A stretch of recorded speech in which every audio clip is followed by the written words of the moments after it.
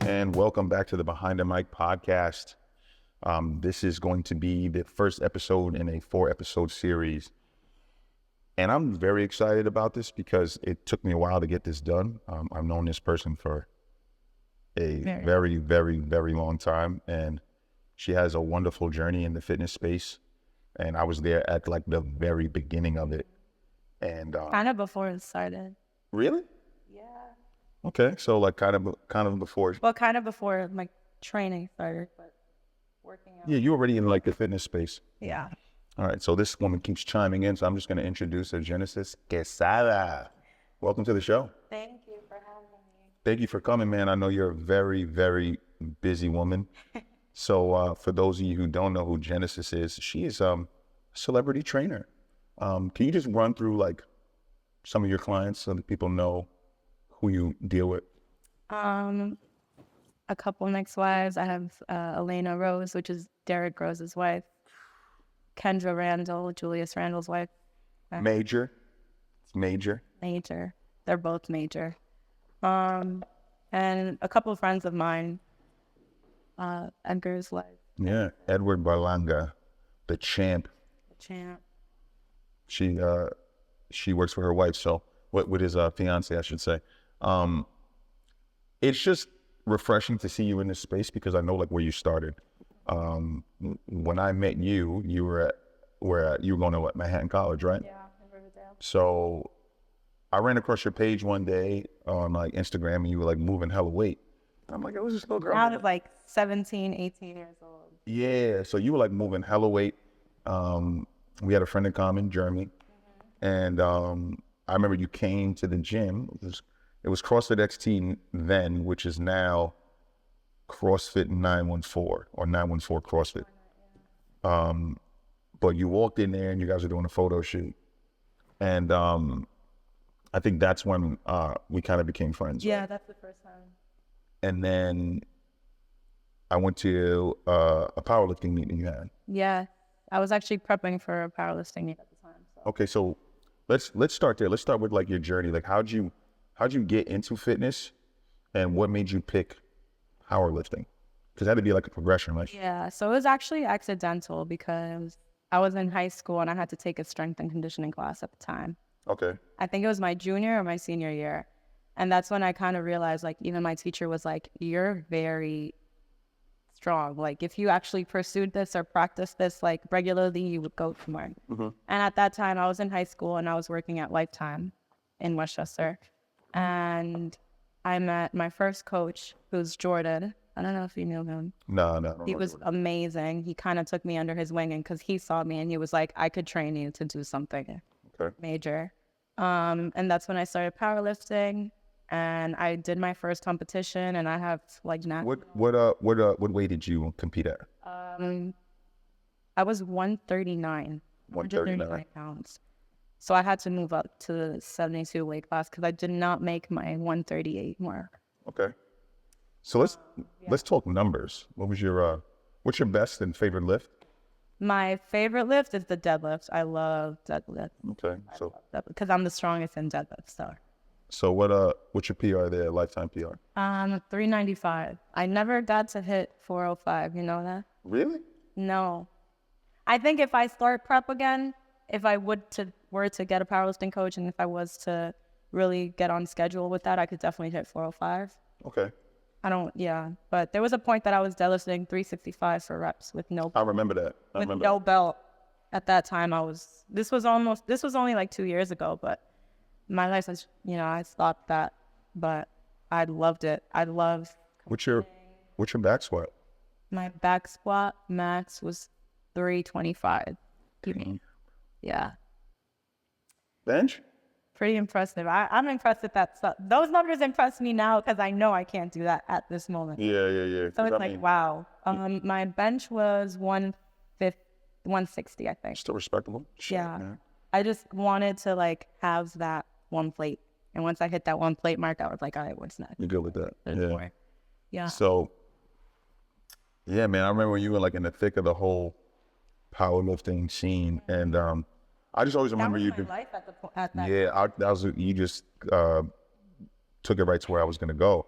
I just remember you being so like invested in that. Yeah, I loved it. Like it was literally About my that life. singlet life, you know what I'm saying? So, what's crazy is that so you have a degree in kinesiology, correct? Correct. And so this ain't just for show people. Like she really knows how the body works, movement patterns, and so on. So you like educating yourself. And was this something that you knew that you wanted to do as a career, or you just fell in love with it? So in the process of, I think it was my senior year that I had to take it. In the process of getting into that class in high school that you had to take, it was an elective, and I was like, let me just take that. I was applying for colleges, so it had to be my senior year, and I was applying to colleges for education. I wanted to be a special ed teacher. Wow, never knew this about you, and I've known you a long time. Yeah, I wanted to be a special ed teacher. My brother's actually a special ed teacher. Okay. Throughout high school, I always volunteered with, I was just spending a lot of time with the special education students, and I loved helping and just being with them. So that's actually what I applied to all colleges for. And then I took that class, and it made me kind of wake up, and I was like, oh my God, I think I really enjoy this, and I really love this, and I want to know how the body works and what I can do with this. So that's actually how I got into applying, and I went to school for kinesiology, but that's not what I originally ever wanted to do. Wow, you learn something new every day. I mean, I've known you for a long time, and I never knew that you wanted to be a special ed teacher. Yeah, I never even thought I wanted to be a trainer. I would kind of, and this sounds so crazy now because this is my full-time job, but I always used to think personal trainers, like, you don't make money, it's just like your schedule sucks, you work for a company all day and you don't profit from it. So I always used to say I would never, this sounds so crazy, but really I would always be like, personal trainers don't make money. Like I would never be a trainer.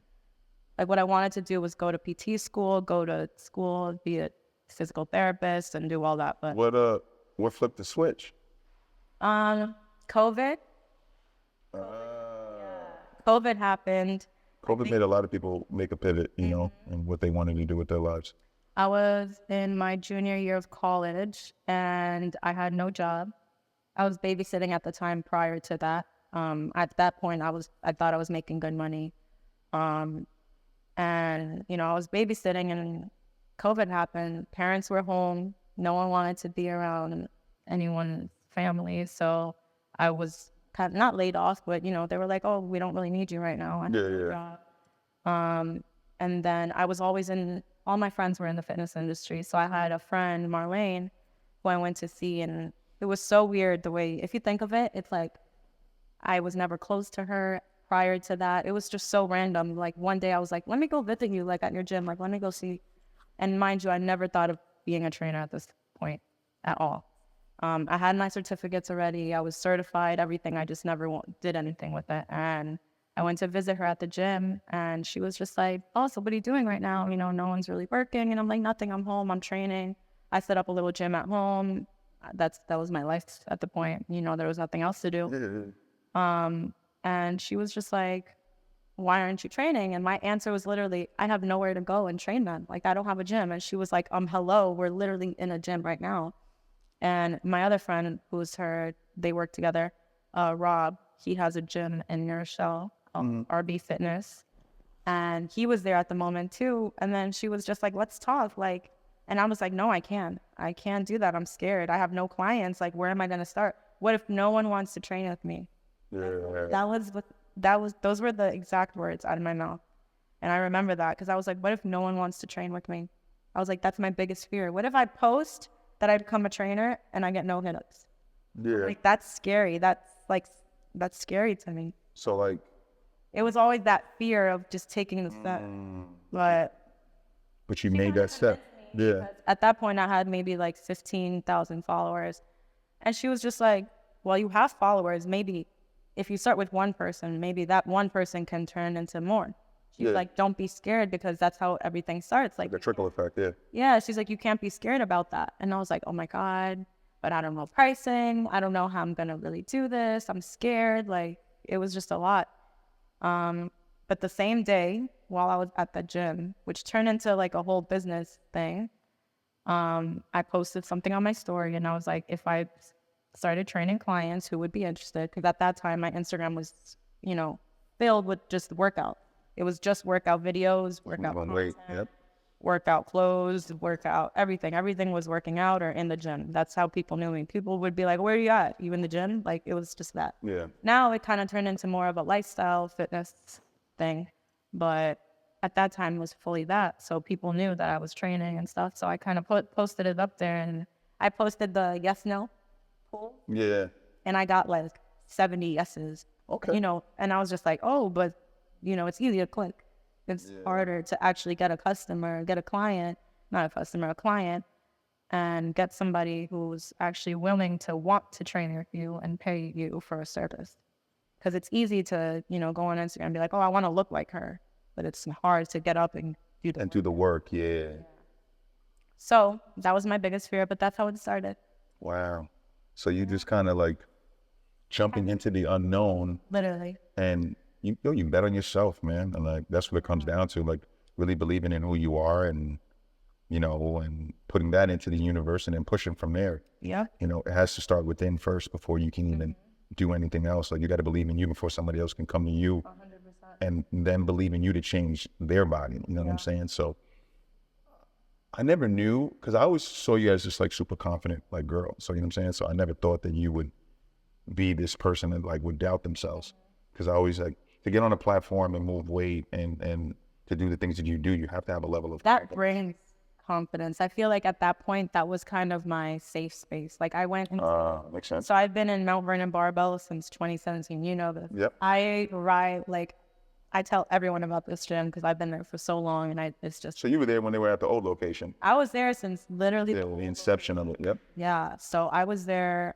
I know almost all the OGs in gym, the owners, everyone that works there. I've been there for so long. I feel like I'm, part of the family. But at that time, that kind of brought up my confidence, because high school for me was, you wouldn't really expect it, but high school for me, like my last year or like last 2 years, like I never wanted to be in school just because like I had a big friend group that turned into like them all kind of rejecting me and like backstabbing me. So so that turned my confidence. Like I just never wanted to be in school. I never wanted to talk to anyone. I would go to class and leave. So when I started that class, it was kind of like refreshing. Like, wow, I spend time here. I want to stay here after class and stay after school. And shit, that's the universe talking to you, man, at the end of the day. Like, you really got to look at it like that. That is what really made lifting a passion for you, and you wanting to be in that fitness space. Yeah. You know what I'm saying? Like that class. That was like my confidence. Like that boosted my confidence. Because then, especially when you begin, your gains and your body starts changing, and you've never seen little things and grow. Yeah, you start looking in the mirror, you're like, oh, shit. You're like, oh, look, okay. Yeah. And I've been an athlete my whole life. I played soccer my whole life. I did track middle and high school. And it was just, this was different. I literally quit. I remember I quit my senior year. I didn't do soccer, which I could have, and maybe could have possibly gotten a scholarship somewhere. But I didn't play soccer just because I fell in love with lifting. That's what's up. Yeah. That's what's up, man. Like, and that was like, I'm learning things about you, because I never knew any of this stuff. That was difficult for me because, soccer was my lifeline. Like that was what I loved. That was my previous passion. And I was doing that my entire life since like elementary. I didn't even know that. Yeah. One thing I do remember is, I know we're kind of jumping around a bit, but I got to shed light on this, that you were like interning at West Point. Yeah. That was actually right after COVID. So that was, so I'm like right on. So we right on track. Okay. How'd you get into that? And So tell me about that experience, because that is. Yeah, West Point was amazing. West Point Military Academy is one of my like dream places. I go up there often just to kind of like look at the campus. Mitchie Field is gorgeous. I played football on that field before. It is a beautiful campus. It is a beautiful historical place. So let's talk a little bit about that. So I got into that through Mount Vernon Barbell. Hey, shout out to Mount Vernon Barbell. That's Mount Vernon stable in Westchester. There was someone there, and she was a strength and conditioning coach for the football team, I believe. Okay. And she knew I was studying kinesiology. We would always talk, but we weren't really like, close. But one day I just asked her and I was like, hey, if there's any opportunities over there. And at that point I needed it to graduate. I needed the credits. So I was like, if there's any opportunity to intern there, I would love to, maybe apply. And she told me, the first thing she told me, she's like, there's like over 100 candidates and we only choose 5 people. Oh, wow. Yeah. So What's that process about though? Like, are they just going through like your GPA, or are they looking at character? Interestingly enough, I was the youngest intern there. Wow. The athletes and the interns some interns were getting their master's degrees, and I was literally a junior in college. Damn. And I felt super blessed. I was, I don't think anything happens for no reason. So I took it as an opportunity to grow and learn. Because even my athletes, I was working with the baseball team majority of the time, and they were all like 26, 27, and I was like not even 21 at the time. Yeah. I was 20 or 21. And I think I was 20, because I don't think we went out drinking one day and I was just like, oh, I can't go because I'm not 21. Oh, they're all like 28, 30. So, yeah, I was young, but if you know me, I've always been more like mature, and they didn't even know my age until I kind of brought it up, because I kind of just mix in. But it was definitely a great opportunity. The hardest thing was getting there at 5 a.m. from White Plains and waking up at 3:30 to get there. Yeah. It was very difficult for me at the time to accommodate my life, not my lifestyle, but just my routines. You got to make sacrifices, right? In life, nothing good comes without sacrifice. I was still in college at the time, so I was going from being up there at 5, coming back for classes, and sometimes I had to, just because, mind you, these interns they don't have other jobs. They don't have. Oh, this is just what they do. This is what they do because they know this opportunity will branch out to 100 million doors. Absolutely. So for them, they could be there all day. Most of them, none of them were from New York. So for me, this was like, oh my God, I have a whole life outside of this, and this is their whole life. Yeah. So for them, it makes you put things into perspective. Yeah, 100%. And for me, it was difficult, because there would be times that, they stayed not on campus, but in the same city. So for them, waking up at 5, they would have to wake up maybe 4:30. For me, I would have to wake up like 3:15, 3:30 to get there, because it's in West Point, which is far. Come back down, go to class, sometimes have to go back up, because that was just part of my job. And it wasn't a paying job, but that was a responsibility. That was a job at the end of the day. And my miles on my poor card. But yeah, it wasn't easy, but it was worth it. And then towards the end of the season, that's when it stopped for all of us. And it was definitely a great learning experience. Wow. We had tests. It was like a double school, you learn. What's up? I mean, that's an experience of a lifetime. I mean, to be in a place and, get educated and be around those kind of people. So what was the next move after that? After that, I had graduated college. Usually, this is still during COVID, so I wasn't in school physically. Oh yeah, so I wasn't in school, but I still was on my computer. So there would be times, now that I'm thinking about it, there would be times that I was at West Point on my computer, and I had to be like, hey, I have to step out, I have class, like on FaceTime. I had to go into the office, go on my computer, go back out to practice. Yeah. So it was literally like, I was on the go at all times, and I had a bunch of responsibilities and stuff like that, but it was definitely worth it. It was good. After that, I was already, and on top of that, now that I'm thinking of it, I had clients already. So I was coming back down to not go home, but to go to clients. And I was still in New Rochelle at RB Fitness. Okay. So yeah, because now this is all, I'm trying to piece the whole timeline together.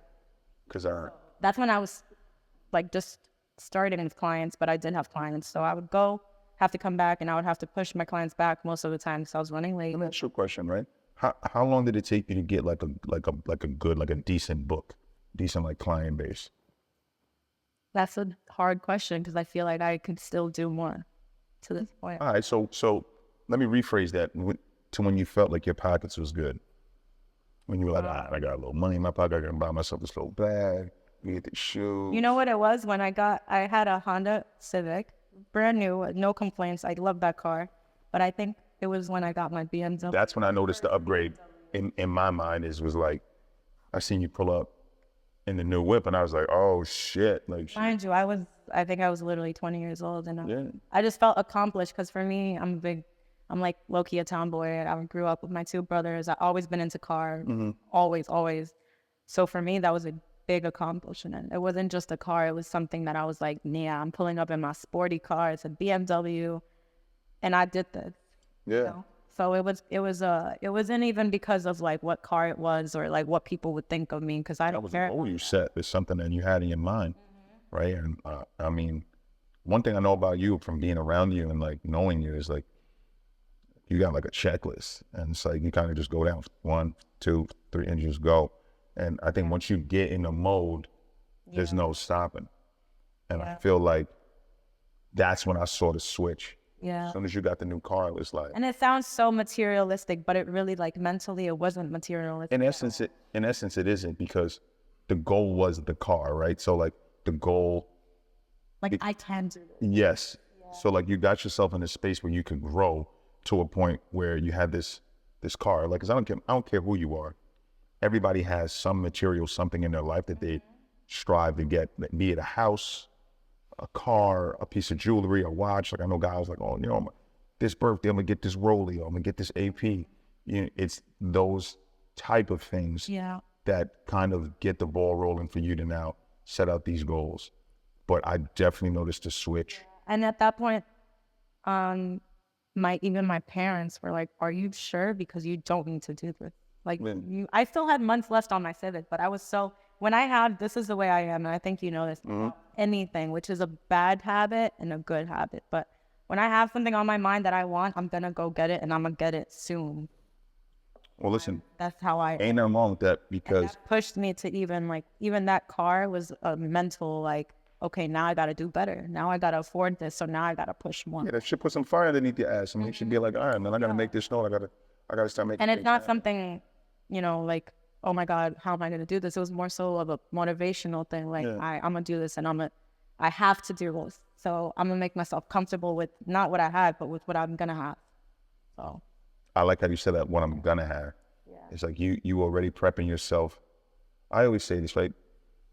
When you put things into the universe, that's when they start to happen. Always. You know what I mean? If you don't speak on it, then it can't happen, right? And with your story, it's the case in point, right? Like, you had this ideology, right? Well, I got to get this. And then all of a sudden, like, shit starts clicking and everything starts moving. And now you're making moves and shit is in motion. Yeah. And a lot of people will sit on their hands because there's that little point of like the unknown. And we go back to like, what if I post that I'm a trainer and no one hits me up? What if you get out of your mind that whole what if shit and just say, fuck it, I'm gonna bet on myself. And as like a little sidebar, like, that's how I currently got into this space. I literally put out into the universe, like, yo, I need a media space. I got a timeline of 6 months, and then next thing you know, lo and behold, a guy that I know puts me in line with Elias here at Soyo Creative, and my guy behind the camera, and I'm now sitting in this space and I'm making like dreams, because this is what I have in my mind. I remember come true. Wanting to do this since we were at CrossFit. Yeah, yep. So I remember you speaking on this a lot. It started with like small moves, and I'm now in this space where we're doing it right, and things are starting to make sense. Yeah. And then those cents are now turning into dollars. Like, that's the name of the move. You know what I'm saying? So, I want to salute you, because I know where you started, and I know the moves that you're making. And the crazy shit about this whole thing is that you're still young, and it's like the ceiling is so high. It's crazy. Because you're young in life, and like, you have so much more time to be bigger and better and more fabulous. And I know that that's for you. And I know that you put out that kind of energy. Like, you put that out. I always say energy is everything. Yeah, the energy don't lie. Manifestation, words of affirmation, like speaking it into existence, that's all. My dad was always big about that. That's huge. That's huge. And that's another thing I love about you, your reverence and relationship with your father. Like, you can tell that you love your family. You're very rooted in your family. There's a video that you had put up. It was like your dad's birthday. Father's Day. Father's Day. That's what it was. I'm sorry. Excuse me for messing that up. But you guys got him like a car, and it was like He loves old school. old school pickup. A nine, I don't even remember, but it was It was like an old school pickup, but that joint was we clean. did the whole thing. We painted it. We gutted it out. But you know, we did that for him. Yeah. If it wasn't for my family and my parents and the support that they believed in me before Believe in yourself. I was like 20 years old. I don't know if I would do that with my 20-year-old daughter, but they saw my mindset. They saw it's a lot. You know, imagine. Well, you're their offspring, man, and But it's a lot. I took a big risk, and they put me through college. They made me who I am. So it's just like for them, they're immigrants. So I think I initially thought they want me to be in a 9-to-5 office space and be successful. And, we're in the U.S. This is the way to be successful, Yeah. So corporate. Let's give them credit because they kind of thought outside the box. I give them all my credit. Yeah, right? Like, I owe the thought to they them. thought outside the box. Like, my daughter wants to do it a different way. I'm going to support her dreams. I'm going to stand behind her and put her in position to win. And they believed in you, which made you believe in yourself. 100%. And this is why you're currently where you're at right now. It has to start somewhere. Like, you cannot build anything without a strong foundation. The foundation is your family. And that's the one thing that I love about you, because you are always, with your niece and with your brother and your mom, you guys are always doing things together. Yeah. And that is like, you don't see that anymore, especially in these times. Yeah. Family goes by the wayside. I was just talking to them about that, actually. Yeah. And like, you stay deep rooted in that. And so I want to salute you on that, because we can be doing what everybody else is doing and not being deep rooted in our family, but you choose to stick to your guns. And you said something to me that really like touched my spirit, is that they believe in you before you believe in yourself. Yeah. And it has to start somewhere. No, for sure. And I think the whole reason why you're successful is because of that like belief pattern. You know what I'm saying? And if they didn't instill that in you, then who knows what you'd be, right? Yeah, of course. There's been things that I've been wanting to do for so long. Since high school, I wanted to become like YouTuber. Since, college, I wanted to have a clothing brand, and I wanted to do more. I knew I know what I'm capable of. And to this day, I know I have so much more to achieve. Oh, yeah. I mean, so it's like, I know I can do it, but it's just the fear factor, because reality will slap you sometimes, and you're going to be like, okay. Oh, yeah. You get G-check from time to time. Yeah. Like, okay, can I actually do this realistically? Like, can I afford this? Can I, and just like in like branding or in anything that you want to do, it's just, are people going to support you? Is this going to be a waste? Or are you going to grow, So there's certain factors, and that is scary, because hey, you learn as you go. You gotta. I always say there's no such thing as losses in life. There's lessons. If you feel like you fell short somewhere, you got to go back and dissect where you went wrong, and then you got to now recalibrate, reassess, and then reattack, and then figure out, all right, next go around, I got to do X, Y, and Z. And so, speaking to that, I want to talk about this whole like entrepreneurial spirit, right? You're a boss. You're your own boss, but you have a brand, right? Let's talk about it. I know it's something that you had in your heart, something that you wanted to do. Like, speak on that. Like, what was like, all right, now I have an opportunity to do it, so let's get it done. You know what it is? There was no, I didn't think it would actually become something. So I always wanted to, like, I have friends who are graphic designers and stuff. And I swear I've been sending them my ideas and be like, hey, put this together. Like, let me know what you come up with, so I could at least come out with a shirt, like a drop like that, like a fire tee, and see how it goes. And I've been doing that for over a year with a couple of my friends from the gym, from Mount Vernon Barbell, Shireen, Eric, and they've been helping me with some designs. And I never, to this day, I have my brand, and I've never used them, just because I was so scared of, what if the fabric isn't it? What if the material isn't it? What if it doesn't look good? A lot goes into that, right? A lot. Yeah. People think it's just a t-shirt, but I want to make the best t-shirt to possibly, like, you want to wear that. Because it's you, it's a representation of you. that's something I never got put into play. And I have so many designs, I have so many ideas, and it's still, I'm gonna do it. But it started off with me just learning how to order, learning what I wanted to produce, learning what I wanted to put out there. I wanted a different type of gym wear because I feel like I was always wearing the Brazilian gym wear and like the cute scrunch. Like I wanted to look good in the gym because, I know how girls are. Like you get a new outfit, you want to look good. So I'm going to go to the gym today. So that's always how I've been. Don't get me wrong. I put my oversized tee and I'm good too. But that was what I was like. People would be like, yo, where are you getting these clothes? Like these are so cute. Because it's not like a regular Gymshark or just like it's not regular gym clothes. So then I was like, okay, if people are asking me about it and I'm putting people onto other people's brands, which is great. At the end of the day, if I have something like this, they're going to want to support me if I'm wearing it and right here and if they know me. So that's kind of how I started it. I reached out to some manufacturers, some wholesale people. And I wasn't raised with my parents are not business owners. My family, no one was really by my side. They supported me 100%, but they couldn't support me in the way of me learning. So I had because it's not a space that they're familiar with. Yeah. So, I had to mess up a couple times, see how to do this correctly. To this day, I'm still learning and I'm going to learn because there's so many things I'm still confused about. And if I'm doing this right, how I can do this better from, just in a bunch of ways. But I came out with my first launch a couple months ago. And it was just female stuff. It was like this cute scrunch jumpsuits that I wear. Hey.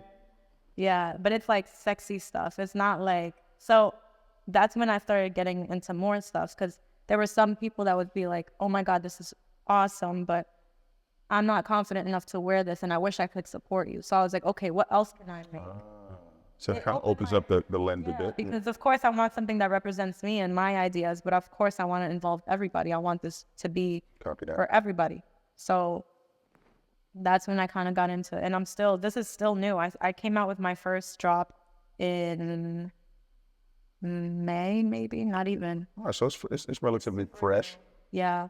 The first drop I came out with was all female stuff. It includes this cute little Meow. But I did that first launch, and after that, I kind of learned a lot. It was a wake-up call, for sure, because I realized that I ordered way too many things. I spent a lot of money on unnecessary stuff, and it was just a learning process. So you're learning as you go. Yeah, it was definitely a learning process. Or growing as you learn, as I like to say. Yeah.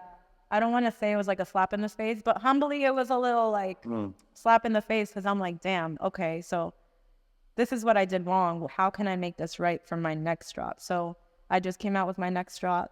Okay. And yo, fellas, she got stuff for the fellas, man. Now this is my second drop. I learned. She got stuff for the fellas. She got tees and sweats, right? Sweatsuits, yeah. So stuff like that. Don't be worried. She got you covered too. I want to speak on something, right? There's going to be a young entrepreneur that's listening to this episode. What advice do you have for a young entrepreneur who's kind of in that space that you're in where you don't know, or what if? Yeah. The what if is always going to be there. But you kind of just have to take that leap of faith and believe in yourself a little bit and just do it. I don't want to be that person that's like, just do it. But realistically, if you don't do it, then there's so many things that I never thought I would achieve, and it could go better than what you think it's going to go.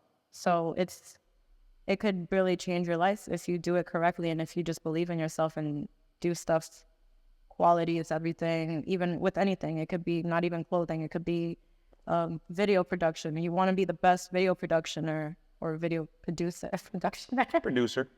Like that. You could be. So you just take all the steps and learn from your mistakes and just don't give up because your next drop or your next video might be better. Yo, I always say this, man. You're like, especially in this age, right? You're one reel away or one post away from being famous. No, 100%. So you're one move away from being that person that you dreamed about being. Like I speak this to my guy, Zach, all the time. Like, you're always in the mix, right? but you won't know until you actually go out there and get after it and do something. You know what I'm saying? But if you're not out there, it's like, how can you participate in a game if you're watching from the sidelines? You got to be able to get out there and have confidence in yourself to take that shot. It's always confidence. Yeah, and it might take some people longer than others to build that confidence up to get to a space where you can then say, all right, I believe enough in myself to now take that step out and deal with the unknown. But it's scary, you know what I'm saying? And like anybody who's listening to this and watching this is going to be like, damn, bro, this girl went from this to this. And like I said, you're still young and there's so much more to do. And without risk, there's no reward. Thank you. There you go. That was the gem right there. No risk. It could be in everything and everything. If anything, that should push you to just go hard, though, because you can't want everything and not risk one little thing to not have everything. It sounds something. It's very cliche, but it's very real. Bar. Yeah, I mean, you just gotta believe in yourself, because I'll tell you this: strangers will support you more than your own. Yo, facts. And you can't get hurt about that. That's just. It is what it is, right? It's what it is. It's crazy. Take that personal, but my whole fan base, right? The people that support me are people who don't really know me. Like dudes from across the country. Like I always get somebody in my DM, like, yo, man, like you motivated me to do X, Y, and Z, or yo, I appreciate this, that, and the third. And I don't know these people personally. I got a order from Hawaii like 2 days ago, and I was like, I personally don't know anyone in Hawaii. Yeah. There's someone out there that's following me and that wants to support me and wants to, it's even little things like people in your comment section. Most of them are probably going to be people that you do talk to on a daily basis that support you. Like, girl, you look good. Oh my God, like your outfit, your hair, you look great, blah, blah, blah. Or even, you're strong, you're a beast. It mostly be people that are not, because people that know you are comfortable with you. They don't see the goods. They don't see everything that you've achieved because they're used to it. Oh, because they're in the mix. They know, like, oh, they're used to it. Yeah. Oh. And sometimes the biggest thing I could say is get out of the bad mix, because there's going to be people and things that stop you and push you back from where you want to be. And sometimes you just get comfortable, but I could always say you can't get comfortable. So, like you would tell somebody, like, if you're in an environment that doesn't serve you, get out. Get out. And it sounds easier than it is, but I think that's what I stand on it. So I'm big on 10 toes down on it.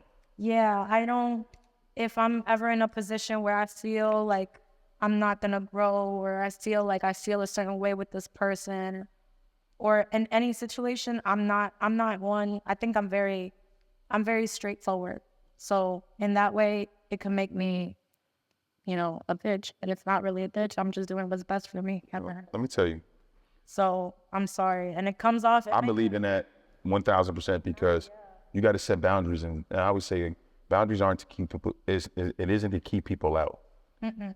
It's to hold yourself accountable for the morals and values that you have. Of course. Some people will come into your life and fuck all that shit up because they have an agenda and they could care less about your growth and what it is that you're trying to do because they're so fixated on whatever it is that they're trying to do.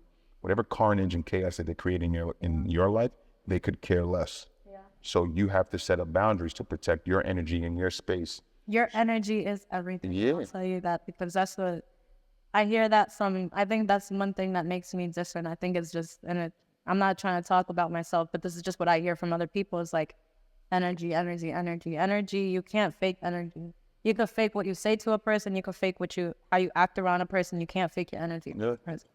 So that's just everything. And I wouldn't have that mindset of like confidence or like not feeding into the negativity if it wasn't for my family once, because they're super. I feel like I was raised right. Like I love my family for raising the way. Facts. Shout out to the fam. Shout out to the fam for making you. Yeah, and you grow up and you kind of see others, like because you kind of just branch out to different environments and different. So I always say this too, right? You don't lose friends. You just outgrow people. Yeah. You meet people in certain chapters in your life, and sometimes they remain in that chapter. And while your book of life is evolving, right, mm-hmm. You're still writing new chapters. Some people get stuck on chapter 20 and then ain't no much, there's not much more they're going to write because they get stuck there. They get these horrible behavioral patterns or, they're just not doing shit that doesn't serve them. Yeah. And then you get lost in the sauce and then you end up getting.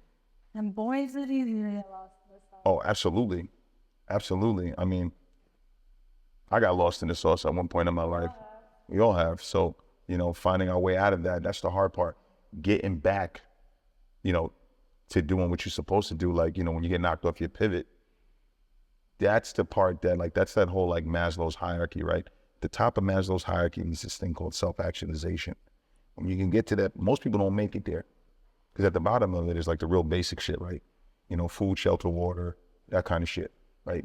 Once you got that covered, everything in between is kind of up to you. And some people just don't care about that. They just, I said this on a reel, some people end up becoming this plastic bag in the wind, and wherever the wind takes them is where they go. But if you're rooted in who you are and where you want to go, you stay on the path. 100%.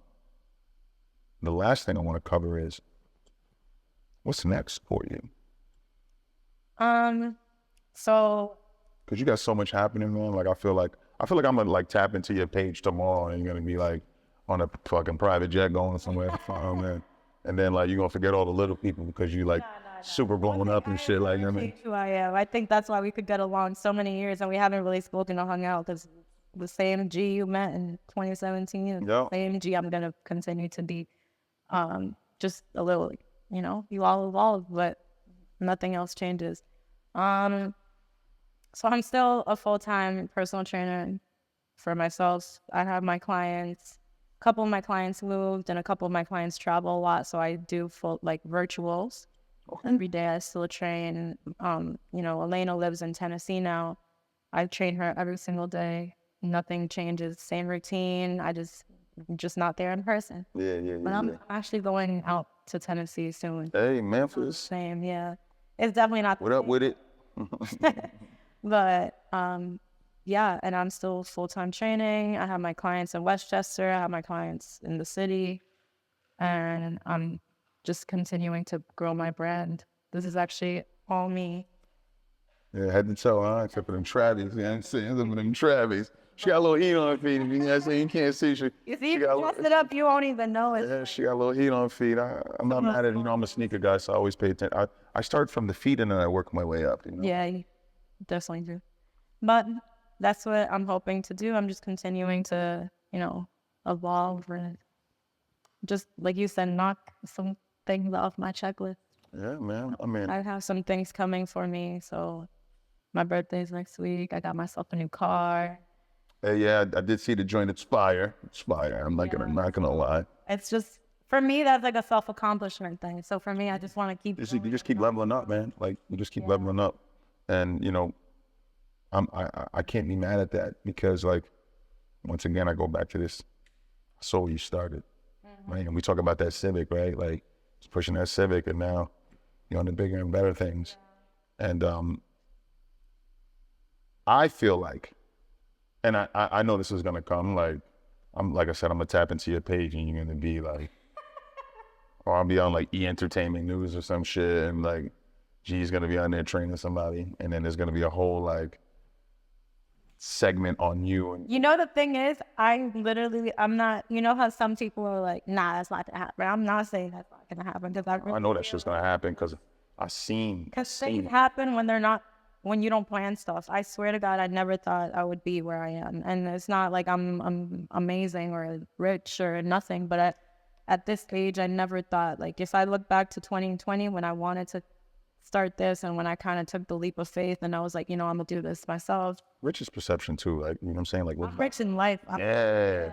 I've accomplished so many things this year that I really didn't think I would be able to ever accomplish, getting my own spot and little things for me that are so important, like getting big windows, full ceiling windows. For me, I'm accomplished in that way. Really? I feel like these are little things that I've been wanting, and I looked at people wow, they really have it together.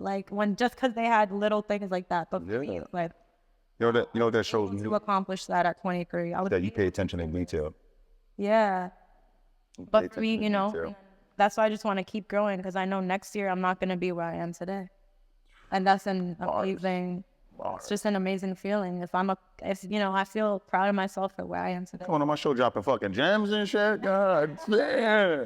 No, but it's for real because I really like, I put myself in that headspace. And when you put yourself in that headspace, there's nothing that you could fail. I've failed millions of times. I've messed up. I've had my moments. I have my fun as well. And I have a social life outside of the gym. But this is what I want to do. So it's like, I know that I attract what I'm supposed to attract. Oh, we're talking about the law of attraction now? Shit, don't get me started. I'll go down that rabbit hole. Oh man, this is such a beautiful interview, man, because I feel like I learned so much from this because like I don't think I'm doing enough manifestation. I mean, I'm manifesting, you know what I'm saying? But I need to like really. My friends literally tell me, G, you can't say something because every time you say it, it happens. Or a person, like if I'm speaking on something, it literally happens. It's a whole fact. I mean, if we're really talking about it, Yeah. you spoke things into existence, and then like me just listening to you and conversing with you, I'm probably not doing what I'm supposed to be doing to get to where I need to be. I mean, I think I'm playing my part, but I could be doing a little bit more. And We all can. yeah, like truth be told, I mean, I'm happy with where I'm at, but a year from now, I don't want to be here. Yeah, like I'm always big on constant evolution leads to more growth. Like I can never get to a space and be happy. Like, oh man, I'm good here. Nah, I'm not complacent. I got to get to a point where I'm bubbling to the point where I want this type of, like anything I've ever said, I set out to get in my life, I have. Yeah. But there's so much more, right? And I think this conversation just motivated me to really get on my shit and tighten up my bootstraps and get through it. Put together. I know you don't, but like the fact that you're at your age and you've accomplished so much and there's so much more of a ceiling that's there, it just blows my fucking mind because like you've done things that are grown men that I know who I respect and consider to be like stand up like human beings haven't accomplished, and you've done this at this like young age. So I just want to say I salute you and I appreciate you and I thank you so much for coming on my show and sharing your love, light, and positivity to this to this audience. I mean, obviously you can share this with your people. I know they would love to tap in and like really hear, because I mean they live it because they're around you, but like I think this interview shows a lot of who you are, speaks to your character and how far you've come. I feel like some people that maybe just followed me or found me or got to know me this year, like even last year, they don't really know how it started. Because I've evolved a lot, like from when you met me to where I am now, just like me as a person, like my likes, my dislikes, and like everything. So you know what? When we put this out, I'm gonna keep a tally on like the demographics and like the downloads and the analytics of it. And if this thing bangs off, 2.0, we might have a 2.0, and then we'll take it from there. But thank you so much. No, I appreciate it. G, I appreciate you. Tap into the brand CBGI. No, it's not a gang. Explain what the name comes from. Because people be like, CBGI, what up with it, cuz? You know what's so funny? Like I was telling you earlier, I didn't think it would really be like a brand. I just thought it would start as like, hey guys, you want to support me? Here's tea, like buy. Yeah. I didn't really put thought into the name at all, which I should have. And I'm probably going to change it up a little bit because I'm not crazy about it. But CBGR is coached by G. And that's like my branding. So you've heard it here, coached by G. We'll put her IG in the link, and that way you can tap in if you're looking to get some training, you know what I'm saying? Come with your money up, all right? Because she does charge, you know what I'm saying? There's no barter system here. But once again, thank you for coming on the show. I appreciate you. No, I appreciate you. And till next time, guys. Yes. Behind the mic, we out. Thank you, guys.